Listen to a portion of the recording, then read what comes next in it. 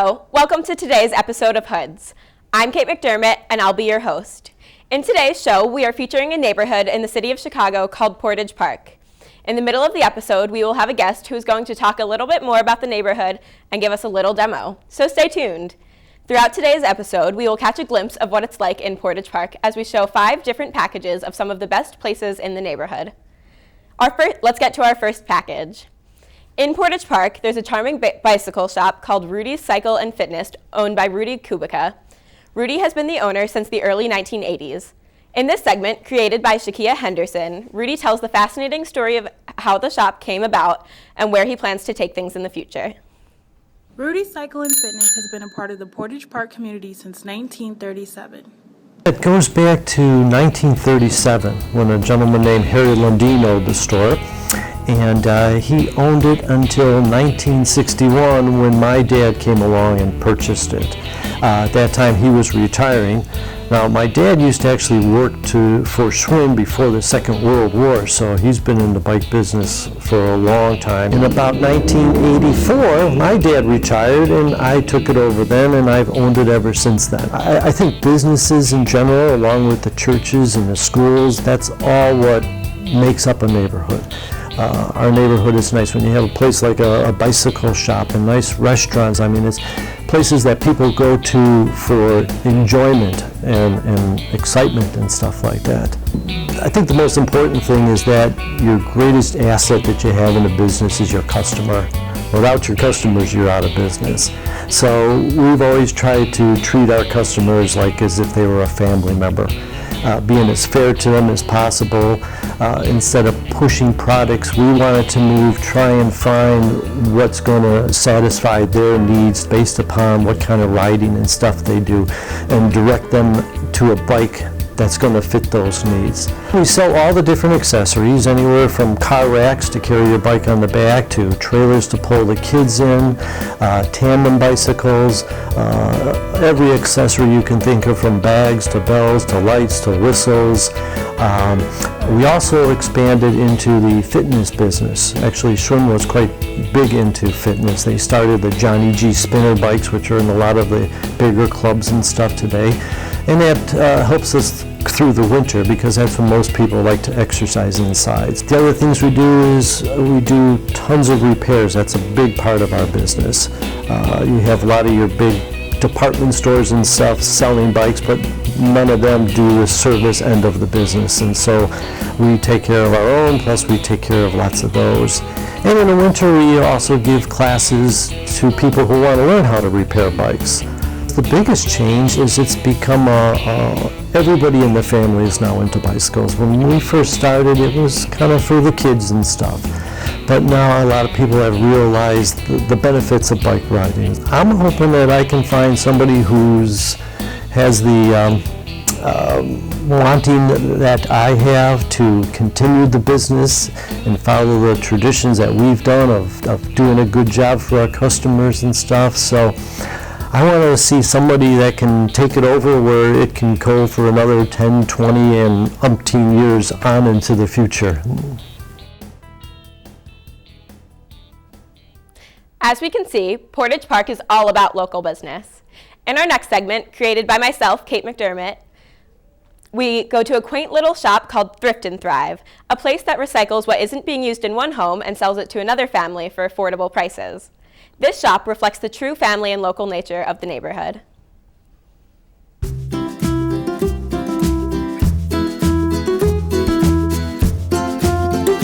husband and I decided to open a thrift store because we both grew up thrifting, going to auctions. My dad used to take us to estate sales and auctions, and it was something we really loved. And at the time, the economy was hit pretty hard, and we just thought that it would be something that our neighborhood needed. And there wasn't anything like it nearby, so we decided to open a thrift store in our neighborhood to help it. We actually started this on a shoestring budget. Everything was used. I don't think we bought anything new at all. All of the fixtures, but all of our clothes racks were all used, purchased from other retail stores that were closing down. We also bought out another smaller thrift store in the neighborhood, and so we got a lot of their display material and all of their stock. So that was a good starting point for us.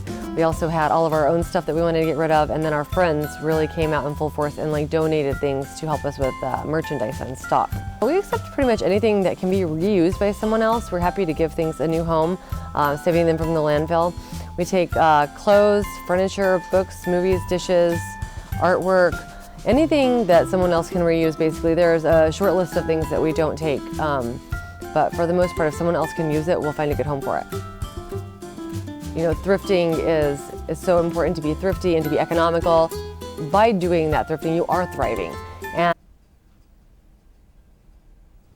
Portage Park has a lot of great things to endeavor.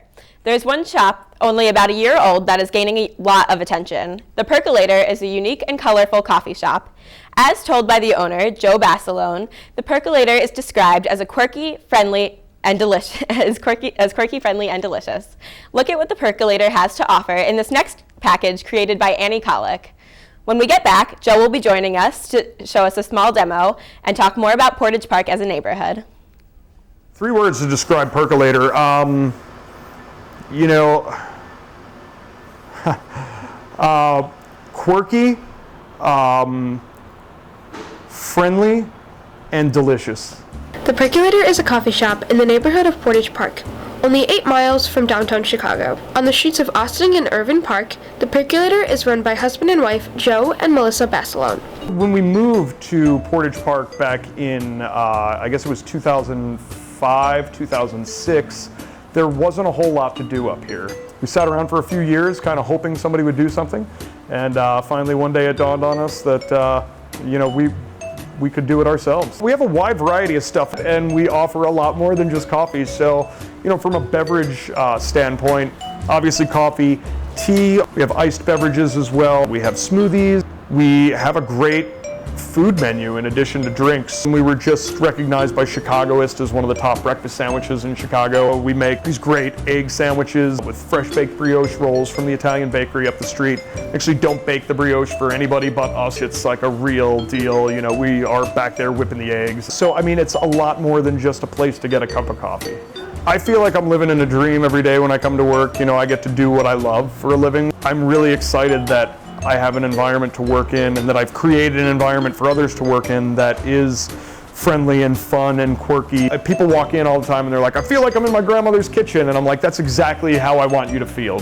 When we lived in Lincoln Square or Lakeview or whatever, there was a bunch of places like this, you know, and so there isn't so much of it here now, so we value it a little bit more and want to see it succeed. We had kind of built up a reputation and built a trust with the community via Thrift and Thrive before we opened the doors at Percolator. In addition to the Percolator, Joe and Melissa own 2 other businesses in Portage Park. The first is a thrift store called Thrift and Thrive, which is across the street, and the second is the newest addition called Sputnik, a record and bookstore connected to the Percolator. It's not for ourselves, it's for our community, and I think if you take that approach of, you know, I'm not doing this for money, I'm not doing this for myself, I'm doing this because, you know, this is my chance to impact my neighborhood, this is my chance to make my world a better place, that's where you succeed in life. Wow, that was really great. I think Annie definitely did a really good job capturing the shop, idea of the shop in the neighborhood there. Absolutely. So, Joe, we're told you brought us some things for a demo.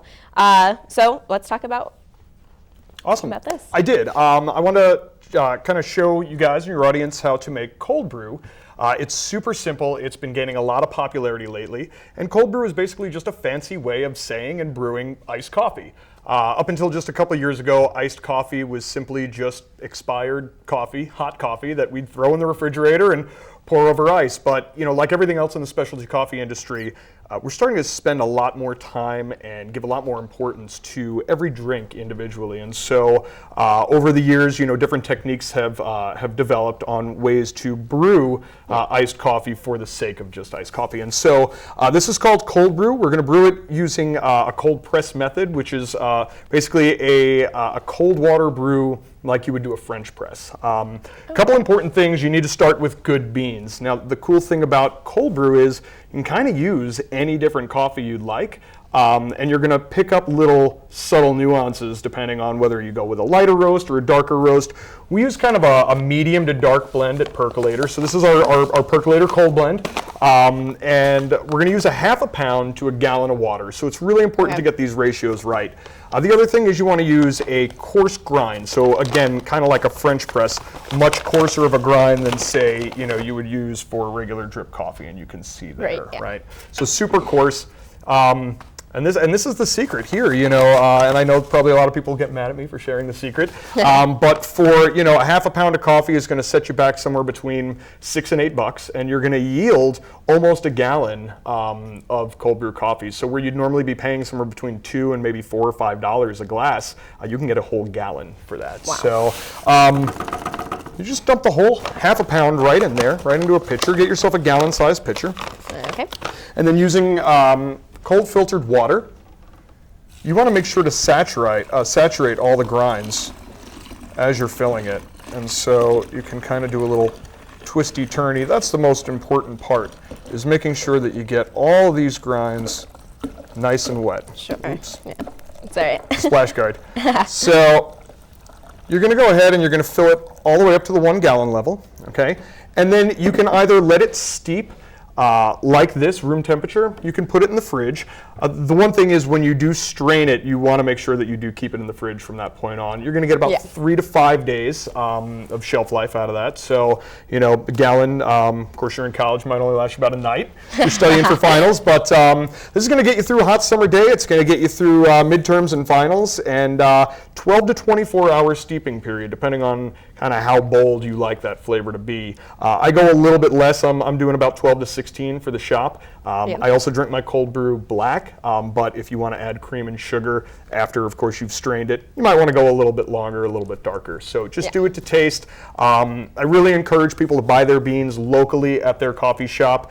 If it's a roaster retailer, great. The beans are being roasted right there. If it's someone like me, we don't roast on site yet, but we partner with Metropolis Coffee out of Chicago. So when you buy a pound of beans from us, you're not only supporting one coffee company, you're supporting 2 local businesses. And the blend of coffee that we use comes from 2 different family farms, one in El Salvador, one in Guatemala. They're paid 2.5 times the price per pound that Fair Trade pays. So even though it's not a Fair Trade certified blend, it's important to know that the money is getting to the right people, and it's creating sustainability. So through the magic of television, we're going to steep this here for 12 to 24 hours, and what it's going to yield is a really nice acid-free cup of coffee. And so, awesome. Cheers! I hope you enjoy. Thank you. Very good. Nice, very good. Right? Yeah. It doesn't even really need cream and sugar. It doesn't. That's surprising how nice it tastes for a black coffee. Absolutely. There's no flavors in here. The only things that you're tasting are the natural flavors of the bean. Yeah. And again, very low acidity. So, for those of you that might not be able to drink coffee because it gives you heartburn or whatever, cold brew is the way to go. Yeah, that's awesome. And Great. Everything that you talked about was really impressive, especially, knowing where everything comes from. I think that's really awesome. Yeah, I mean, it's really important in this industry to kind of know who your purveyors are, and so I definitely recommend, buying your coffee from a local trusted source. Awesome. So let's talk a little bit more about the neighborhood of Portage Park itself. I guess we'll start out. What's your favorite thing about Portage Park? For me and for my family, what drew us there was the housing stock. We were living closer to downtown. We had started to have children, start a family, and we wanted to go from kind of the renting stage to owning something of our own. Looking around, we were just kind of priced out of $500,000 condos, and so we wanted to stay in the city because it was really important to us. I grew up in the suburbs of New York City. My wife grew up kind of in the middle of the country in New Mexico. So we wanted our kids to have that city experience. We wanted them to be around lots of different people and have lots of different, opportunities. And so it was important we stayed in the city, but it also had to be affordable. And I think the nice thing about Portage Park is it's nestled right on the northwest corner of the city. It's a really safe neighborhood. It's a lot of city workers that live there, cops and firefighters and school teachers, and the really nice thing about it is that it's still diverse. It's not one of these gentrified neighborhoods that you hear about. You're still driving up and down the streets and you're seeing mom and pop owned businesses. You're seeing people from all different types of cultural backgrounds and ethnicities, which we love. It was really important for us that our kids walked down the street and got a taste of what the world is supposed to be like. So I think that definitely probably sets Portage Park. Do you think that's what sets Portage Park apart from maybe other neighborhoods within the city? Yeah, I think, there are a few neighborhoods left like that really do still capture that heart and soul of what Chicago used to be like and still has to offer, and it's family oriented, it's safe, it's friendly. There's great access to parks. Park District has a couple. Portage Park is one of the most lovely parks in the city, so great programs there. And like I said, it's still affordable, and it's just one of those places where you can kind of carve out a little slice of life for yourself. Great, yeah. So why did you decide to start your business in Portage Park? I know you live there, but was there a specific reason you were like, let's start it here? It wasn't until after we moved there that we realized there was nothing to do. Yeah. And, we weren't worried about that at first. We would get in our car and we'd drive back down to the cool neighborhoods. But after a while, it got kind of frustrated, and we were tired of waiting around for, somebody to do something. And we just decided, we're somebody and we can do something. And so that's when we decided to open Thrift and Thrive. Started that, 4.5 years ago, and then have just kind of kept going. Once we realized, the value that it added to the community and the response that we've gotten from the community, we just wanted to continue to contribute to that neighborhood. So we kind of had two choices. It was either open up stores in other neighborhoods or just keep opening up stores in our own. So we chose the latter. Yeah, that's awesome, and I'm sure it really, contributes to the neighborhood. Well, I think that's all the time that we have for this today. I want to thank you so much for being here on behalf of our entire class. This is a great demo, and it was really great to talk to you about the neighborhood. Oh, thank you. It's been my pleasure to be here. Thank you so much. Next up, we have one of Portage Park's most unique and successful restaurants. This segment, created by Nora Cawley, shows that Burger Belly is full of gourmet burgers, milkshakes, and rock and roll. It's the place to be for any age. Burger Belly, formerly Lead Belly, the space we're standing in right now, it used to be a pizza place, went out of business about 10 years ago, and it was available, and my brother and sister-in-law decided to buy it and decide what they wanted to do with it. I was teaching for Chicago Public Schools at the time, and we were about to go on strike, so I had 2 little kids, and we decided that I was going to stay home and raise the kids, but we were always looking around this neighborhood for a building, and we found one. Happened to be at the time that I had just kind of retired from CPS. They looked at the neighborhood and decided that it needed something a little more kicked up. We kind of thought, what does this neighborhood really need? And we really love burgers and we love food. My husband's a trained chef, so he kept his day job, and we kind of planned a menu together, and we decided that gourmet burgers was something that the neighborhood really needed, and it kind of just grew from there. We make our own bread every day, our own meats. We put a little pork belly in it, so it gives it a little smoky flavor. And everything we do is just from scratch and from the heart, and I think that's why we get such good reviews. I can't imagine you would find, if you believe there is any energy in food, I can't imagine you would find any more energy in food than you would find here. People who come in here for the vibe, and they come in here for the creativity. The restaurant was even featured on Check Please. It's definitely got a unique feel in here. It's crowded and small, and we kind of like that. We did that on purpose so that you could really feel part of the neighborhood. A lot of people enjoy that. And besides loving food, we love music, and a lot of the artists that you see on the walls and also playing on the videos are all inspired by Lead Belly, the musician. However, using his name got us into a little bit of legal trouble with a trademark that wasn't 100% usable. So we had to just recently change the name, but it is inspired by music, and that's why we play music in the restaurant. On top of loving music and burgers, I love beer. You don't find this type of selection at a lot of places out here, so I wanted to be as vast as possible and give people a lot of selection and see things and learn things that they don't really know about beer necessarily, so kind of gives them that. We have another Burger Belly on Milwaukee Avenue, just before Superdog, about a mile before, and then we're opening a third restaurant, which is an Italian beef concept, in about 3 weeks. And that's on Lawrence and Central. So that's going to be kind of like our burger place, but with Italian beef. So it's going to be kicked up Italian beef, different toppings, different broths, and all kinds of stuff like that. I find that everybody just really loves burgers and loves to come in here and have a good time.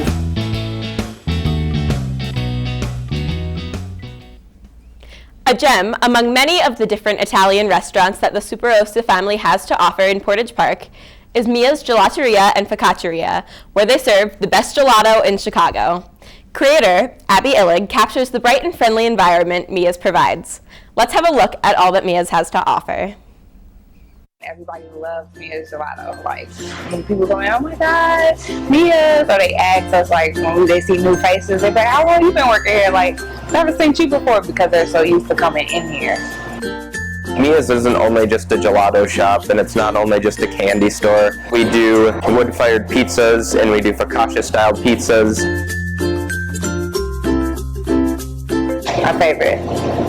Name one gelato or all of my favorite gelatos. Sea salt caramel, espresso, lemon ice, strawberry chip, and turtle cheesecake. I would say it's almost more of like a gelato slash coffee slash sandwich slash pizza shop. A lot of the theme for Mia's was, it's a pizza oven in the hood, which we kind of built Mia's around.